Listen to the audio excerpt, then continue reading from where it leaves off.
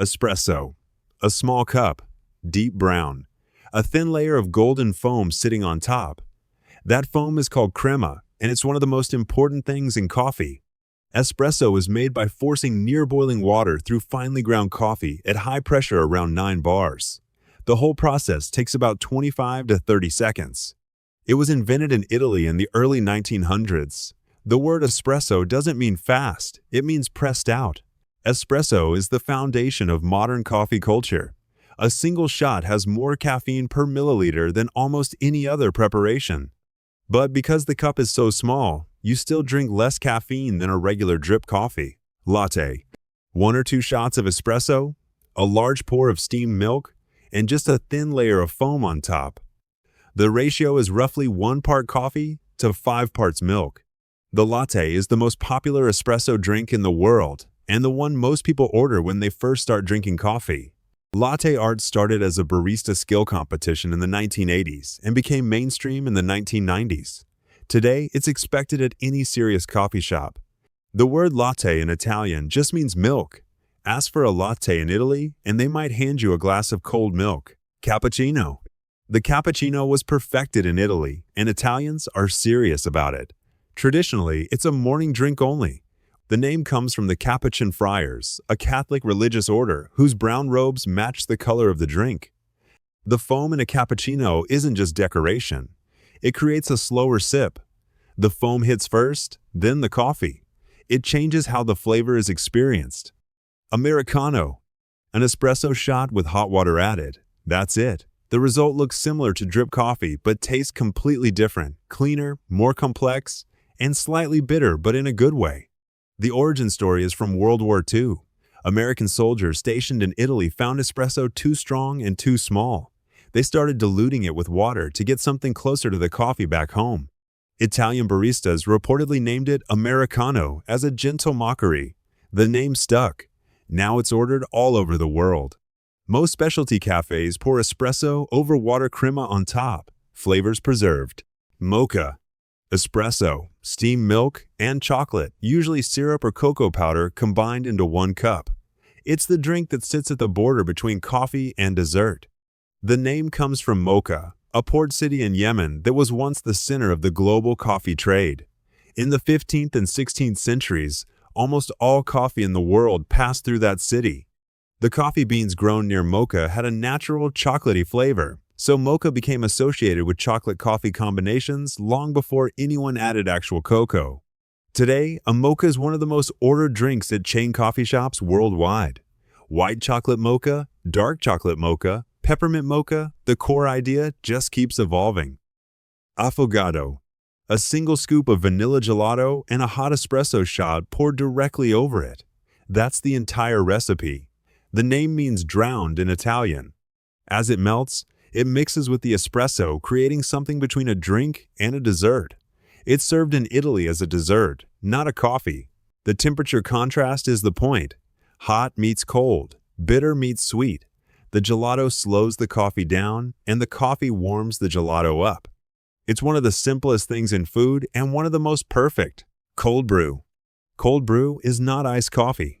Iced coffee is brewed hot, and then cooled down, it turns bitter and acidic quickly. Cold brew is never exposed to heat, which changes the chemistry entirely. The cold extraction process produces a drink with up to 70% less acidity than hot coffee. Cold brew concentrate can be stored in the fridge for up to 2 weeks. You can dilute it with water, milk, or oat milk whenever you want a cup.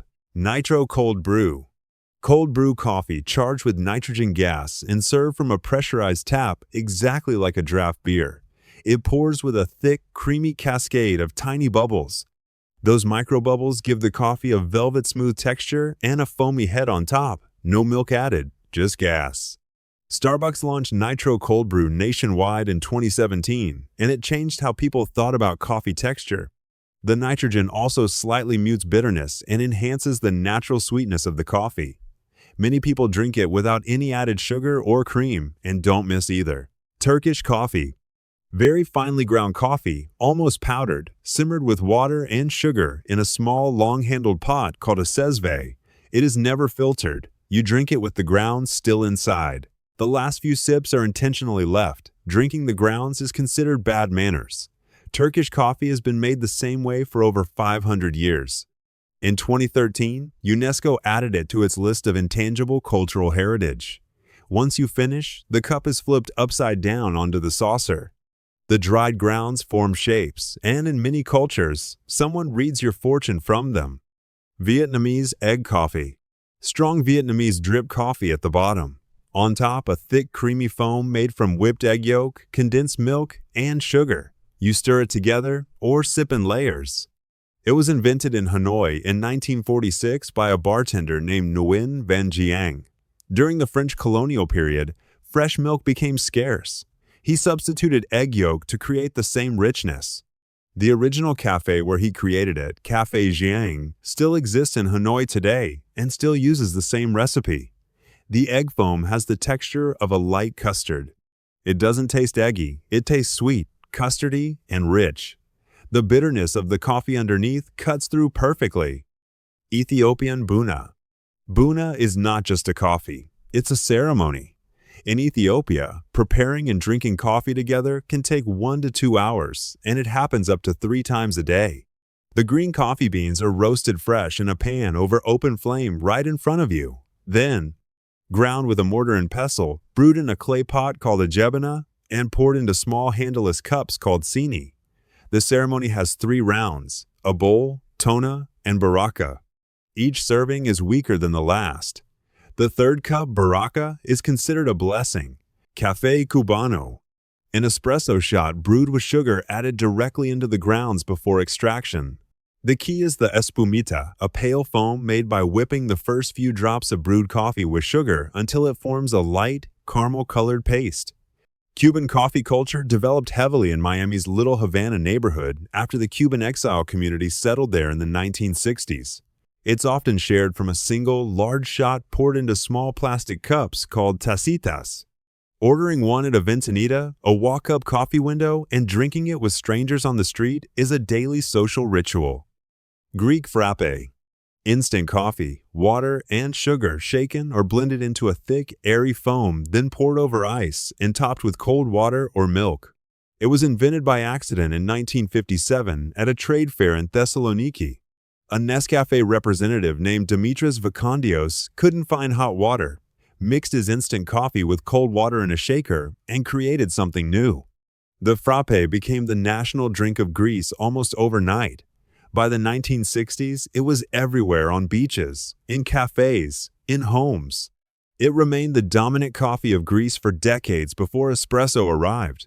A frappe can last 2 or 3 hours. The foam keeps it cold and the cold keeps you there. Dalgona coffee. Instant coffee, sugar, and hot water whipped together in equal parts until the mixture turns thick, glossy, and caramel-colored. Then spooned over cold milk. The name comes from a Korean honeycomb toffee candy called Dalgona. The whipped coffee's color and texture reminded people of it. This drink didn't spread through cafes or food critics. It spread through boredom. People with time, a whisk, and 3 pantry ingredients turned it into a global moment. Kopi Luwak. Coffee made from beans that have been eaten, digested, and passed by a small mammal called the Asian palm civet. The beans are collected from the animal's droppings, cleaned, roasted, and brewed. It originated in Indonesia under Dutch colonial rule in the 1700s. Local farmers were forbidden from picking coffee for themselves.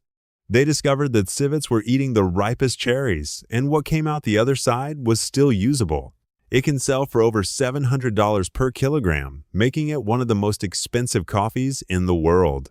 Kopi Luwak is possibly the most debated cup of coffee ever made.